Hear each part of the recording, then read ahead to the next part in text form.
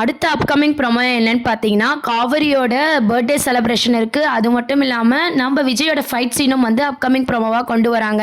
என்னன்னு பார்த்தீங்கன்னா, ஏற்கனவே பார்த்தீங்கன்னா, நம்ம காவேரிக்கு வந்து விஜய் பண்றது எதுவுமே பிடிக்கல.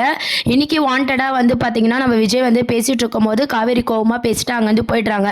வீட்டுக்கு போனவங்களும் பார்த்தீங்கன்னா, அப்படியே விஜய மனசுக்குள்ள திட்டிக்கிட்டே போறாங்க. ஆட்டோ வந்து இறங்குது. என்ன அப்படின்னு சொல்லி கேட்கும்போது, இல்ல இன்னைக்கு அந்த தம்பி வீட்டுக்கு போனோம்ல அப்படின்னு சொல்லி சாரதா ரெடியா இருக்காங்க. காவேரி நான் வரல அப்படின்ற மாதிரி சொல்றாங்க. இருந்தாலும் அம்மா தனியாக போகிறாங்களேன்னு சொல்லிட்டு காவேரியும் அவங்க அம்மா கூட போக ஒத்துக்கிறாங்க.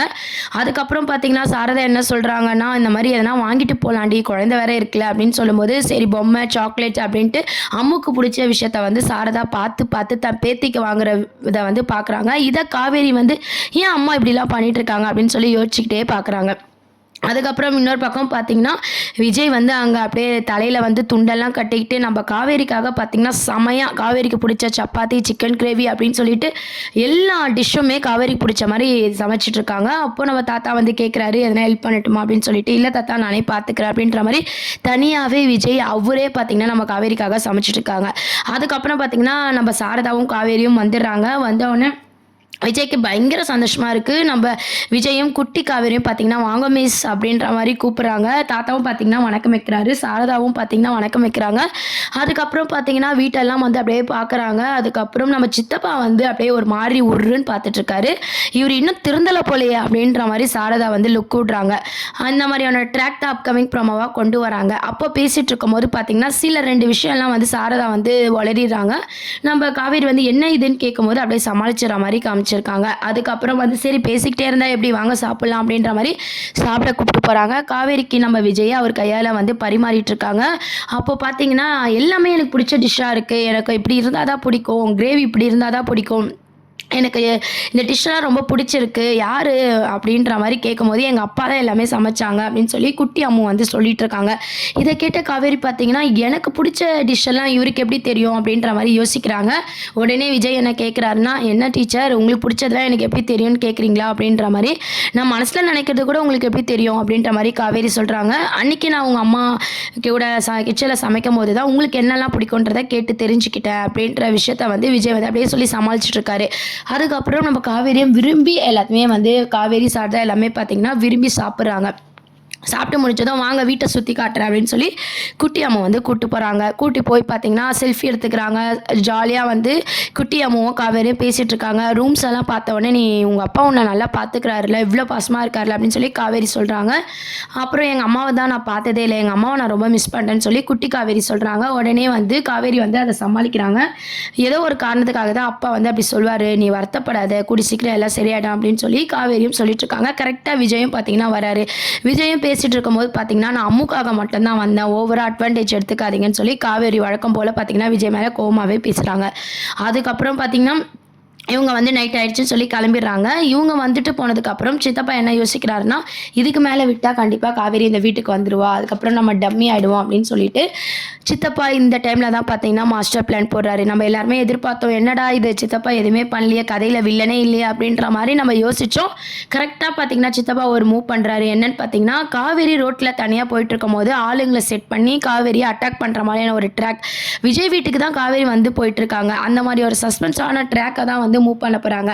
அப்போ கரெக்டாக விஜய் தான் இந்த ஃபைட் பண்ணி நம்ம காவேரியை காப்பாற்றுற மாதிரியான அப்கமிங் ப்ரோமோ தான் வரப்போகுது. அடுத்த சீரியலில் பார்த்தீங்கன்னா பர்த்டே செலிப்ரேஷனும் ஃபைட் சீனும் வந்து கம்பல்சரி ஷூட்டிங் ஸ்பாட்லேருந்து அப்டேட் வந்த மாதிரி சீன்ஸை வந்து மேக் பண்ண போகிறாங்க. இதை பற்றி நீங்கள் என்ன நினைக்கிறீங்க அப்படின்றத சொல்லுங்கள். அதுக்கப்புறம் இந்த வந்துட்டு போன விஷயத்தை எல்லாமே பார்த்தீங்கன்னா சாரதா வந்து நம்ம யமுனா கங்கா கிட்ட சொல்லிட்டு இருக்கும்போது, நீங்கள் தான் மாப்பிள்ளையை பார்க்கணும்னு சொன்னீங்களே, காவேரி பர்த்டே அன்றைக்கி வந்தால் மாப்பிள்ளையும் பார்த்துடலாம், காவேரிக்கும் சந்தேகம் வராது அப்படின்ற மாதிரி கூப்பிடவுன்னு கண்டிப்பாக நாங்கள் வரோம் அப்படின்னு அவங்க சொன்னாங்க இல்லையா. ஸோ அவங்கெல்லாம் வரப்போகிறாங்க. இந்த விஷயத்த காவேரி கிட்ட சொல்லும்போது, காவேரி இப்போ எதுக்குமா அவங்கெல்லாம் வந்துட்டுருக்காங்க, வேறு வேலை இல்லையா, அந்த அவங்கள பார்க்க தான் வராங்களா, என் பர்த்டேக்கு வர மாதிரி தெரில அப்படின்னு சொல்லி காவேரி கோவப்படுறாங்க.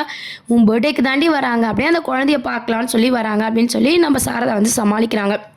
அடுத்து பார்த்தீங்கன்னா, செம்மையா என்ஜாய் பண்ண போறாங்க காவேரி பர்த்டேவ. அதில கண்டிப்பா ஒரு சஸ்பென்ஸ் ப்ரோமோ வந்து சண்டே தான் வந்து ரிலீஸ் பண்ற மாரியான ப்ரோமோ இருக்க போது. ஒரு ஃபைட் சீனும் இருக்க போது விஜய், காவேரி சீன்ஸ்ல.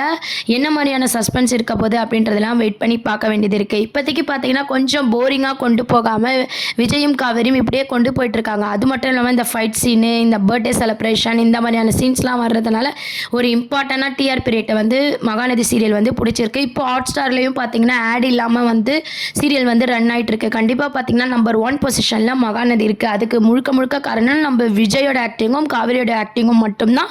அது மட்டும் இல்லாம இவங்களோட லவ் வந்து அடுத்த ட்ராக்க வந்து மூவ் பண்ணி கொண்டு போகுது. காவேரில சான்ஸே இல்லைங்க. செம்ம எக்ஸ்பிரஷனு, கியூட்டு, கோவமா பார்க்குறது. விஜய் சாக்லேட் பாயும் பார்த்தீங்கன்னா வந்து அதுக்கு ஈடா வந்து இது பண்ணிட்டு இருக்காரு. காவேரி கோவமா இருந்தாலும் நம்ம அம்மாக்காக எல்லா விஷயத்தையும் பண்ற மாதிரி காட்டுறாங்க. குட்டி அம்முக்காக காட்டுறாங்க. நம்ம விஜயும் பார்த்தீங்கன்னா அதெல்லாம் அட்ஜஸ்ட் பண்ணி காவேரி கோவத்தெல்லாம் அட்ஜஸ்ட் பண்ணி அவர் சாக்லேட் பாயா வந்து ப்ளே பண்ணிட்டு இருக்காரு. இந்த மாதிரியான ட்ராக் நடுவில் சித்தப்பா வந்து அவரோட வில்லத்தனத்தை காட்டுறாரு. விஜய் பழையபடி சித்தப்பா மேலே கோவப்பட போறாரு. அதுக்கப்புறம் பார்த்தீங்கன்னா, நம்மளால இதுக்கப்புறம் ஒன்றும் பண்ண முடியாதுன்னு சொல்லி பசுபதியோட ஹெல்ப்பை வந்து சித்தப்பா கேட்க போறாரு. இதுக்கப்புறம் வரும் எபிசோட்லலாம் பசுபதி என்ட்ரி வந்து கண்டிப்பாக இருக்கும். ஏன்னா பார்த்தீங்கன்னா, இப்போ சித்தப்பா வந்து ஆளுங்களை செட் பண்ணி ஃபெயிலியர் ஆகிட்டார் இல்லையா, விஜய் வந்து அடிச்சுட்டு போறாரு.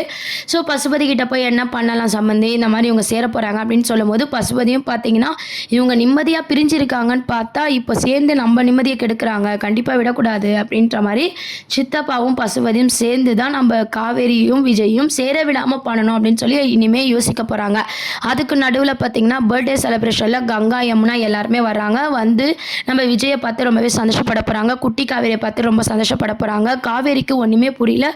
என்ன என் பர்த்டேக்கு வந்து இவங்கெல்லாம் வந்து பார்த்து பேசிக்கிறாங்க, என்ன நடக்குது இங்க, என்ன எனக்கு விட அவருக்கு தான் இம்பார்ட்டன்ட் தராங்க அப்படின்னு சொல்லி காவேரியோட வந்து யோசிச்சுக்கிட்டே இருக்காங்க. அது மட்டும் இல்லாமல் காவேரி குழந்தையும் நம்ம கங்கா குழந்தையும் அழகாக வந்து ஷூட்டிங் ஸ்பாட்லேயும் சரி சீரியல்லையும் சரி அழகாக விளையாடிட்டு இருக்காங்க.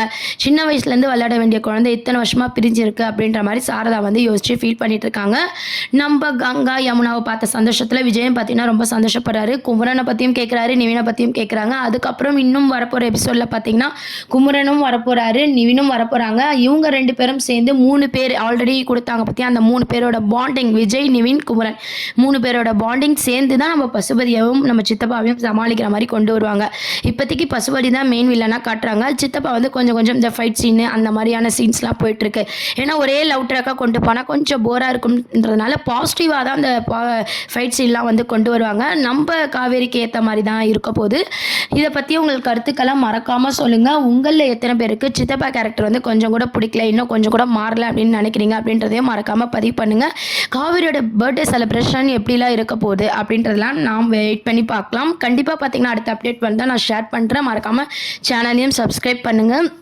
குட்டி அம்மு பார்த்தீங்கன்னா, நம்ம காவேரி வீட்டுக்கு வரும்போது ஒரு டிராயிங் வந்து வரைஞ்சி கொடுக்குறாங்க. அந்த டிராயிங்கில் பார்த்தீங்கன்னா, விஜய், காவேரி, குட்டி அம்மு ஆல்ரெடி செல்ஃபி எடுத்தாங்களே அந்த டிராயிங் எல்லாம் வரைஞ்சி பர்த்டேக்கு கிஃப்ட் பண்ணுறதும் சரி, நம்ம காவேரிக்கு வந்து அடிக்கடி வரைஞ்சி கொடுக்குறதும் சரி, இதெல்லாம் பார்த்து நம்ம காவேரிக்கு பழசு எதனா ஞாபகம் வருதா அப்படின்றதெல்லாம் வெயிட் பண்ணி பார்க்க வேண்டியது இருக்குது. காவேரியோட திங்ஸ்லாம் பார்த்தீங்கன்னா, காவேரி வந்து விஜய் வீட்டில் பார்த்ததும் காவேரி வந்து யோசிக்க ஆரம்பிக்கிறாங்க. என்னடா இது நம்ம திங்ஸ் மாதிரி இருக்கே, நம்ம யூஸ் பண்ண மாதிரி இருக்கே அப்படின்ற, இந்த ட்ரெஸ்லாம் நம்ம போட்ட மாதிரி இருக்கே அப்படின்னு சொல்லி கொஞ்சம் கொஞ்சமாக காவேரி யோசிக்கிறாங்க. இருந்தாலும் காவேரிக்கு எதுவுமே ஞாபகம் வரல. கொஞ்ச நாளைக்கு இப்படி தான் கதையை மூவ் பண்ண போகிறாங்க. இதை பற்றி உங்கள் கருத்துக்களை கீழே கமெண்ட் செக்ஷனில் சொல்லுங்கள். மறக்காமல் சேனலை சப்ஸ்கிரைப் பண்ணுங்கள். தேங்க்யூ.